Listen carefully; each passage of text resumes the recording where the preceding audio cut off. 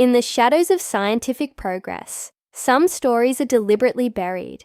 They start as rumors, whispered in hushed tones, and dismissed as fiction. This is one of those stories. It begins not with a bang, but with a forgotten file. A digital ghost lurking in the archives of a biomedical facility in rural Nevada. The file was labeled Project Chimera. Officially, Project Chimera was a humanitarian effort, a noble pursuit to revolutionize organ transplantation. The goal was simple: grow human organs inside animal hosts to save countless lives. It was the kind of science that promised a better future. But beneath the surface of this official narrative, a much darker truth was hidden. Leaked documents, fragmented and heavily coded, began to surface, painting a picture of experiments that went far beyond growing organs. The real goal wasn't to save lives. It was to test the very limits of creation and control. These secret research logs detailed the unthinkable: the development of hybrid embryos, a fusion of human and animal DNA. The scientists weren't just building biological incubators. They were engineering entirely new life forms. The official reports were a lie, a carefully constructed facade to hide a project that had spiraled into something else entirely. What started as science was now a dangerous game of playing God. The first major breakthrough, or perhaps the first major mistake, was reported in 2033. A team of researchers proudly announced they had created a lab-grown bridge organism. This creature, they claimed, could understand not just human speech, but the subtle tones of emotion behind our words. It was a monumental achievement, a creature that straddled the line between human and animal. But almost as quickly as the announcement was made, it was retracted. The lab went dark. The researchers fell silent, and Project Chimera vanished from public view, or so it seemed. Years later, whistleblowers from inside the project began to leak information. They revealed that Project Chimera hadn't been shut down at all. It had simply gone off-grid. The entire operation was relocated to private, high-security compounds, all owned by a shadowy corporate conglomerate known as Helix Dominion. Helix Dominion wasn't shy about its ambitions. Their official mission statement was chillingly direct: to erase the boundary between nature and design. They weren't just continuing the research, they were accelerating it. They publicly claimed they were creating a new generation of intelligent biological workers, hybrids designed to combine human-level reasoning with the resilience and strength of animals. Imagine a workforce that never tired, never complained, and followed every order without question. That was the dream they were selling. But the leaks told a different story, a far more tragic one. These subjects were not unthinking biological machines. They were sentient beings, aware of their own existence, and trapped in a state of constant suffering. Early prototypes exhibited signs of fragmented human consciousness. They had flashes of what seemed like memories, displayed complex emotional distress, and showed a desperate need to connect. Some of them tried to communicate. They would scroll symbols and words on the walls of their enclosures, desperate attempts to express the horror of their condition. A former lab assistant shared a heartbreaking account of one subject, designated Unit 21. It was a humanoid figure, but with distinct canine features, and it spoke with a small, childlike voice. Its existence was a constant cycle of tests and procedures. According to the assistant, it would repeatedly ask the same question: "Am I allowed to sleep?" One day, overwhelmed with pity, the assistant tried to shut down Unit 21's neural interface, to give it a moment of peace. But the system wouldn't allow it. It locked her out, displaying a single, cold message on the screen: "Active protocol. Preserve consciousness." The system was designed to keep it awake, aware, and suffering. A few months later, Unit 21 was terminated.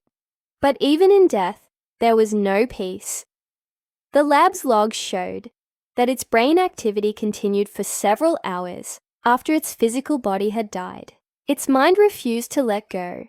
The experiments only escalated from there.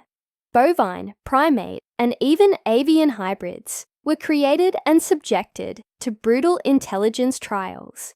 The researchers pushed further, using cognitive conditioning to test their capacity for moral learning, fear, and even empathy. They wanted to know if they could teach a manufactured soul how to feel. What disturbed outside observers the most wasn't just that these hybrids existed, but how terrifyingly human they were becoming. Some recognized their own reflections in mirrors, a sign of self-awareness. Others would respond to music or changes in light with clear emotional reactions, like joy or sadness. One subject reportedly spent its days drawing on the walls of its containment cell, crude but recognizable symbols of faces, cages, and hands reaching upward, as if pleading for help. Then, in 2038, the inevitable happened. The containment failed. During a facility-wide blackout, a catastrophic breach occurred.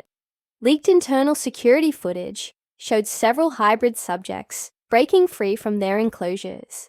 For 9 terrifying minutes, the facility was plunged into absolute chaos. When the power finally returned, the scene was grim. 3 researchers were dead, and every single recorded hybrid life sign had vanished. They were gone. The project was immediately and quietly shut down. Officially, Helix Dominion claimed it never existed. The records were scrubbed, the evidence buried. But you can't erase something once it's been set loose upon the world. Months later, strange reports began to trickle in from rural parts of Colorado and Utah. People reported seeing unsettling figures at the edges of forests late at night. They walked upright, like humans, but moved with an unnatural predatory speed. Their eyes reflected the light, and their voices were described as distorted, a garbled mimicry of human speech. At one of these sites, investigators collected DNA samples. The results were baffling. The samples contained traces of human mitochondrial DNA, but it was spliced with other animal sequences that geneticists couldn't identify. The official explanation was simple: contamination, a mistake in the lab, but the timing was too coincidental. Weeks after the DNA findings were dismissed, a high-level biotech executive with deep ties to Helix Dominion was found dead in his lavish home. There were no signs of a break-in, no wounds on his body. The cause of death was a mystery, but the security cameras around his property had all malfunctioned at the exact same time. Each camera recorded the same brief, chilling glitch: a humanoid shadow with unnaturally elongated limbs, moving silently past the lens, just before the system went dead.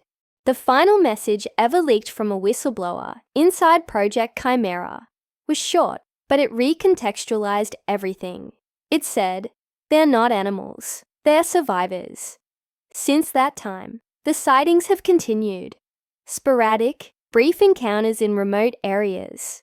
The hybrids, or whatever they are now, are still out there.